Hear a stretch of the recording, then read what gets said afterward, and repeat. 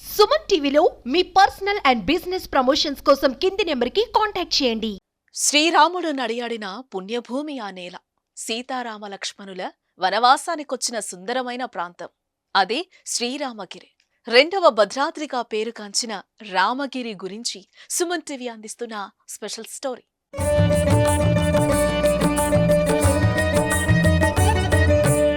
శబరి నదిని తనలో కలుపుకుని పరవళ్లు తొక్కుతున్న గోదావరి నది ఒడ్డున కూనవరం మండల కేంద్రానికి 12 కిలోమీటర్ల దూరంలో ఉంది శ్రీ రామగిరి పుణ్యక్షేత్రం.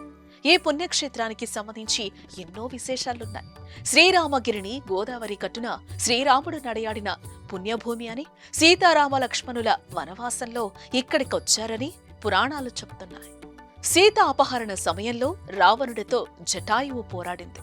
రావణుడు జటాయువు కాళ్లను, రెక్కలను ఖడ్గంతో ఖండించాడు. జటాయువు కింద పడిపోయింది. సీతాదేవి కోసం రాముడు అన్వేషణ ప్రారంభించాడు. ఈ అన్వేషణలో భాగంగా రాముడు గోదావరి పరివాహక ప్రాంతంలో భద్రాచలానికి తూర్పు దిశగా రామరామ శబ్దం వినపడడంతో ఈ అరణ్యంలో నా కోసం ఎవరో పరితపిస్తున్నారని ఆ ప్రాంతానికి చేరుకున్నాడు. రాముడికి విషయం తెలిపి రాముడు పవిత్ర హస్తాలలో జటాయువు మరణించింది. రాముడు చేతుల మీదుగా కర్మక్రియలు చేసుకుని జటాయువు ధరించింది.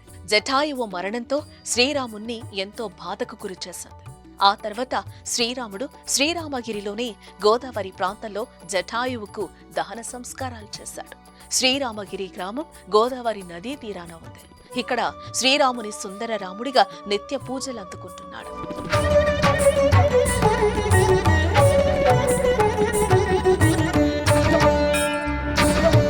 సీతాపహరణ జరిగిన సమయంలో ఇక్కడున్న వాలిశుగ్రువుల గుట్టల్లో ఓ గుట్టలో మాతంగి మహర్షి ఆశ్రమం ఉండేదని, ఆ మాతంగి మహర్షి ప్రతినిత్యం కూడా సీతాదేవిని భక్తితో కొలిచేవారని పురాణాలు తెలుపుతున్నాయి.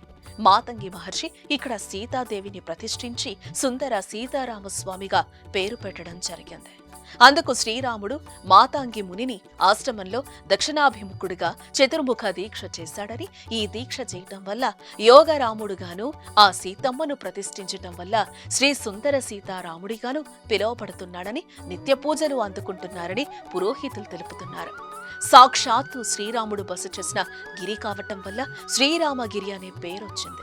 భద్రాచలంలో జరిగే సీతారాముల కళ్యాణానికి శ్రీకారం చుట్టేది ఈ శ్రీరామగిరిలోనే. ఇక్కడి స్వామివారు కళ్యాణ తలంబ్రాలు ప్రక్రియ ముగియగానే భద్రాద్రి రాముడి కళ్యాణం ప్రారంభమవుతుంది.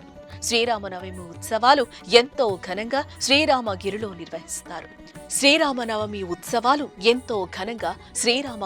నిర్వహిస్తారు. వేలాదిగా భక్తులు ఆలయానికి చేరుకుని కోరిన కోరికలు తీర్చి శ్రీరాముడికి తమ ముడుపులను చెల్లించుకుంటారు. యోగ రాముడిగా, సుందర సీతారాముడిగా ప్రతినిత్యం ఇక్కడ రాముడు పూజలు అందుకుంటున్నాడు. వారి సుగ్రీవులు యుద్ధం చేసిన కొండ ఈ ప్రాంతంలోనే ఉండడంతో ఇక్కడ ప్రత్యేకత సంతరించుకుంది.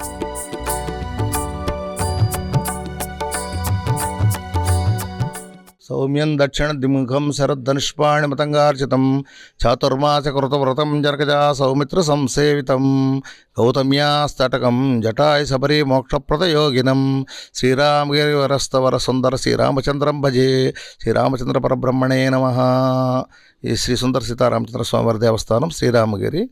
ఇక్కడ వెలిసినటువంటి స్వామి దక్షిణాముఖుడై ఉంటారన్నమాట. యుద్ధానికి వెళ్లే ముందు విజయం కలగడం కోసమని రామలక్ష్మణులు ఇద్దరు కూడా చాతుర్మాస దీక్ష చేశారు. అంటే వర్షాకాలంలో చాతుర్మాస దీక్ష అంటారు. ఆ 4 నెలలు దీక్ష చేశారు కాబట్టి యోగరాముడిగా పిలుస్తారన్నమాట. తర్వాత కాలంలో ఇక్కడ మతక మహర్షి అమ్మవారిని ప్రతిష్ఠ చేసి సుందర సీతారామచంద్ర స్వామి అని పేరు పెట్టారు. ఇక్కడ వాలి సుగ్రీవ పర్వతాలు ఉన్నాయి. ఇక్కడ వాలి సంహారం చేసినట్టుగా చరిత్ర చెబుతుంది. సుగ్రీవ మైత్రి చేసుకొని యుద్ధానికి వెళ్ళిన ప్రాంతంగా ఈ యొక్క ప్రాంతం మనం పిలువబడుతుంది. రెండోది ఏంటంటే ఇక్కడ జటాయుకి మోక్షం ఇచ్చారు, శబరికి మోక్షం ఇచ్చారు. శబరి నది తీపి పళ్ళు అప్పుడు ఇచ్చింది కాబట్టి అదేవిధంగా ఈ యొక్క నది యొక్క నీరు తాగినట్లయితే మనం తీపిగా ఉంటుందన్నమాట. అది విశేషం. దక్షిణంగా ఉండటం అనేటువంటిది మనకు చాలా విశేషమైనటువంటిది. తర్వాత పోతే వాలి సుగ్రీవ పర్వతాలు ఉండటం అనేటువంటిది విశేషమైనటువంటి